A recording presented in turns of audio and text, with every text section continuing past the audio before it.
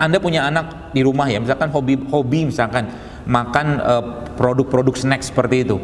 Ya, snack. Snack itu kalau saya boleh katakan, ya lebih banyak bahan tambahan pangan daripada gizinya. Ya, lebih banyak bahan tambahan pangan daripada gizinya. Ujung-ujungnya karena tadi si anak tadi makan bahan tambah pangan itu seperti micin seperti itu namanya BTP. Itu bisa bikin kecanduan mirip dengan orang narkoba. Makanya tidak heran orang yang biasa makan mie instan, makan makanan snack-snack yang penuh dengan apa tadi micin-micin tadi, itu bisa dipastikan dia akan minta terus kayak orang ketagihan, kayak orang narkoba, Pak Bu. Jadi hati-hati ya. Mulai sekarang coba membersihkan makanan kita. Nah, menariknya ternyata ketika sudah mulai kita perbaiki, Bapak sekalian, ketika kita sudah mulai perbaiki, ya itu ternyata mulai muncul perubahan di sana. Ya, tapi kalau kita nggak perbaiki maka muncullah keluhan-keluhan. Jadi tubuh kita itu nggak ujuk-ujuk sakit, tapi dia ngasih keluhan bahwa ada yang nggak beres dengan tubuhnya, Jadi nggak langsung orang kena kolesterol, serangan jantung, stroke, nggak, dia ngasih tanda dulu, susah tidur, susah BAB, ini ngasih tanda dulu Pak Bu.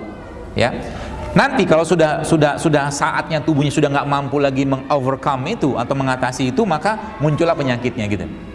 Jadi keluhan namanya. Nah, penyebabnya apa sebenarnya? Kalau saya boleh katakan beberapa penyebab yang membuat ini based on makanan semua ya. Kenapa saya katakan seperti ini? Karena Anda mau sehat. Kalau Anda mau sehat dan bebas dari penyakit, saran saya perbaiki makanan, nggak ada yang lain.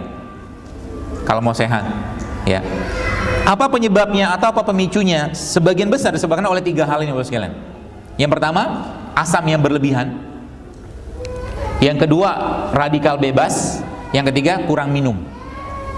Kita akan bahas mungkin yang pertama aja, ya, asam berlebihan. Bapak Ibu sekalian, sekarang keluhan kayak begini banyak banget. Mudah letih, obesitas, bau kurang sedap, nyeri otot, gangguan pencernaan. Termasuk yang orang dikit-dikit ngantuk. Ya, ada orang tipikalnya sebentar-sebentar ngantuk. Pagi ngantuk, siang ngantuk, sore ngantuk, malam ngantuk. Jadi bangunnya sedikit saja. Ya.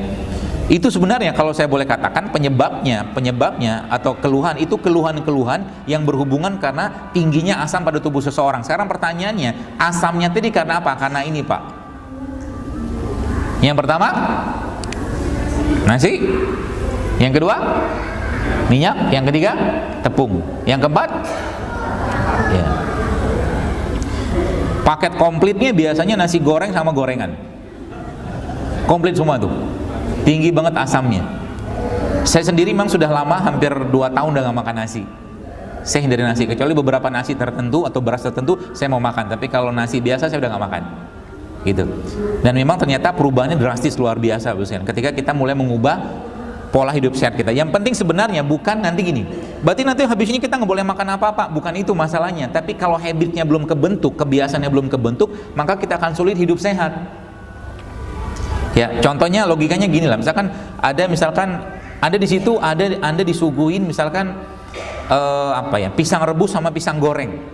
Dua-duanya enak sebenarnya, ya. Tapi sebenarnya kalau mau lebih enak lagi dan sehat, Anda pilihnya pisang rebus. Ini makanya saya katakan habits itu harus kita bentuk, harus dipaksain. Kalau nggak dipaksain, sulit. Saya suka makan kambing, ya, karena kambing pun adalah salah satu hewan yang disebutkan, Nabi SAW sebutkan bahwa kambing itu banyak kali faedahnya. Jadi orang-orang yang makan kambing itu nanti katanya, ini entah hadis apa bukan saya lupa, tapi katanya orang-orang yang makan kambing itu punya hati yang lembut katanya, wajahnya menyenangkan seperti kambing. Kambing itu kan kalau Anda lihat kan lucu gitu ya, kayak jenggot gitu kan, terus ngembek itu. Coba lihat kambing, apalagi anak-anak kambing, ya, lucu ya. Nah, kambing itu tapi jadi masalah. Kambing itu menjadi salah satu hewan yang paling sering dikambing hitamkan. Ya, banyak sekali orang bunuh jangan makan kambing, nanti bikin kolesterol, darah tinggi segala macam. Bukan salah kambingnya. Ya. Nabi SAW sangat suka makan daging kambing. Nah, kalau kita ini kan bukan kita sih, bukan Anda lah. Orang di luar sana mungkin. Sepertinya Anda sehat-sehat, tampak sehat. Kalau lihat dari WHO itu bagi 3, orang sehat, tanpa sehat, sama orang sakit. Kalau Anda ini kayak kategorinya kayaknya tampak sehat, ya. Kalau sehat benar, alhamdulillah, semoga sehat semua. Ya baik. Jadi Bapak Ibu kalau Anda lihat di beberapa literatur, sebenarnya daging kambing ini justru malah lebih baik daripada daging sapi.